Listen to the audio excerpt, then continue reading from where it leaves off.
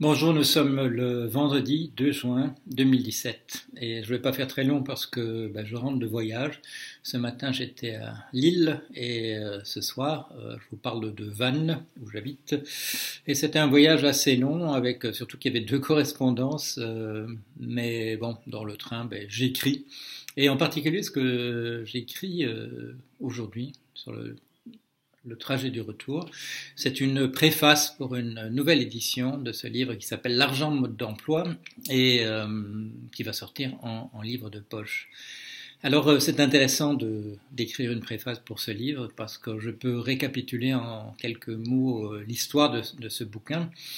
Et si vous étiez sur le blog déjà à l'époque, vous vous en souvenez, ça se passait au tout début de l'année 2008. Alors, comme s'il n'y avait pas assez de choses qui se passaient dans l'actualité, il y a eu un grand débat sur cette histoire de création monétaire ex nihilo par les banques commerciales, une affaire qui n'est pas terminée. On a fini, entre ceux qui discutaient de ça sur le blog, on a fini par en faire un livre. Et ce livre va pouvoir paraître maintenant en livre de poche. Alors je fais un petit peu l'historique de cette affaire dont on parle toujours. Vous avez pu voir dans le film Demain, qui est un film relativement récent, il y a toujours encore quelqu'un qui dit d'un air très mystérieux qu'on va révéler le mystère des banques commerciales, qui est qu'elles peuvent créer de l'argent comme elles veulent à la demande. Ça fait un peu rire, bien entendu, tous les gens qui travaillent dans des banques commerciales et qui savent que si c'était comme ça, on aurait la belle vie. Non, c'est plus compliqué, c'est plus compliqué. Et comme je le disais à l'époque et comme je le répète encore, il y a assez de scandales dans la finance pour qu'on n'en invente pas de toutes pièces. Cette histoire-là est intéressante parce que ce sont finalement des banquiers eux-mêmes qui l'ont inventé. Et on en fait l'historique dans ce livre qui s'appelle L'argent mode d'emploi. Et je suis revenu sur cette affaire dans le bouquin sur Keynes, Pensez tout à l'économie avec Keynes, qui a été publié, si je m'en souviens, en 2015, où j'explique que Keynes a cru à ce bobard à une époque, et puis avec beaucoup de discrétion, il n'en a plus jamais parlé, il n'a surtout pas dit qu'il y avait cru un jour, parce qu'il ne veut pas être très fier. Mais enfin bon, voilà, donc entre 1930 et 1936, cette histoire disparaît des écrits de Keynes. Alors, il y a encore pas mal de choses dans l'actualité. L'actualité d'aujourd'hui, c'est surtout Monsieur Trump qui dénonce l'accord de Paris sur le climat. Mais toute mauvaise chose a son bon côté. Je ne sais plus quelle expression, ça c'est la fatigue. Rébellion immédiate. L'État de New York, l'État de Californie, l'État de Washington se sont rebellés, qui, nous dit la presse, représentent un cinquième déjà eux tout seuls de l'économie des États-Unis. Des villes se rebellent en disant Boston se rebelle, qui n'est ni dans l'État de New York ni en Californie, ni dans l'État de Washington, puisque ça se trouve dans le bon Massachusetts. Oh, c'est grave si j'arrive pas à dire Massachusetts. Vous vous souvenez de la très belle chanson d'ailleurs des Bee Gees, Massachusetts. Je vais la mettre en dessous, tiens. Voilà. Et donc, ça n'aura peut-être pas beaucoup d'impact et surtout, ça participe à une prise de conscience des gens. Il suffit pas, Monsieur Trump, de mettre un casque de chantier, de dire je défends les gens de Pittsburgh, puisqu'aussitôt le maire de Pittsburgh lui répond en disant Pittsburgh, Pennsylvania, je ne me reconnais pas dans vos propos et ici, nous, on va continuer à essayer de défendre la terre. Donc voilà, toute chose a ses bons côtés.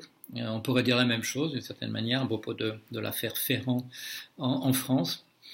Puisque vous avez vu comment ça démarrait, tout ça en fait était légal, et puis la discussion a avancé un petit peu, et on a dit oui c'est peut-être légal, mais ça prouve pas que c'était éthique, et il y a peut-être des choses qu'on faisait à une époque et qu'on ne doit plus faire maintenant.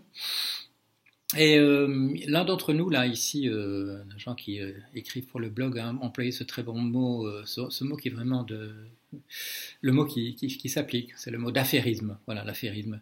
Qu'est-ce que c'est? Eh bien, l'affairisme, c'est de la malhonnêteté, mais de la malhonnêteté qui est légale. On ne va pas en prison pour de l'affairisme, c'est malhonnête. c'est malhonnête, mais on peut le faire. Et alors si on nous dit maintenant, comme le Premier ministre, que maintenant on va quand même faire attention à ça, ça c'est pas une mauvaise chose. Alors, et je vais terminer par là, voilà, il est sorti parce que quand je rentre de mes voyages, je l'ai là dans une caisse vers un nouveau monde, au Point de l'Orient, et c'est pas mis en couverture, mais c'est publié par voilà, c'est publié par Solidaris, le mouvement mutualiste en Belgique.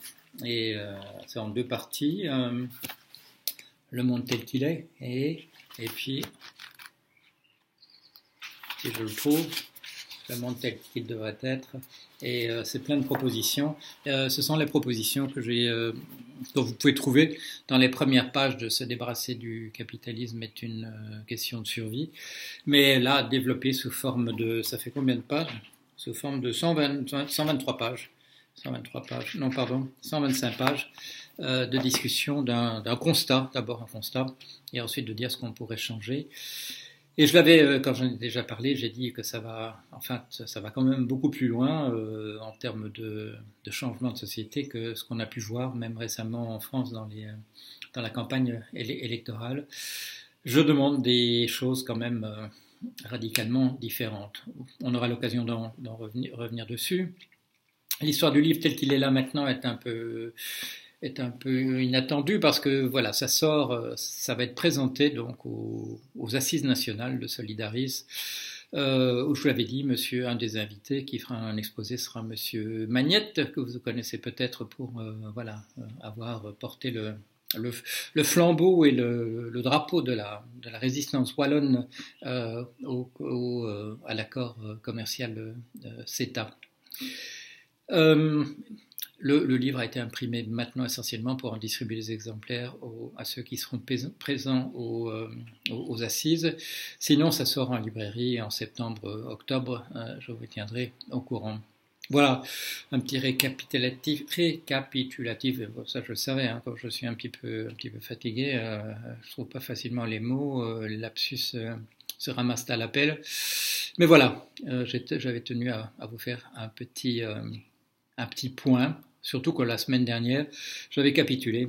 Je m'étais mis devant ma machine, et je m'étais dit, je viens de dire la même chose, je viens de dire ce que je voudrais dire, je viens de le dire sur Arte, et c'est pas la peine. Et alors là, merci parce que vous continuez à regarder cette vidéo de l'émission sur Arte. Le chiffre des ventes de mes livres reflète, je dirais, très amicalement pour moi le fait que vous avez regardé l'émission, que vous avez envie d'acheter le livre. Et là, je le dis comme je le dis toujours, c'est pas les 2 euros que ça me rapporte, c'est le fait que ce soit lu et que ce soit discuté. Voilà, allez, à la semaine prochaine.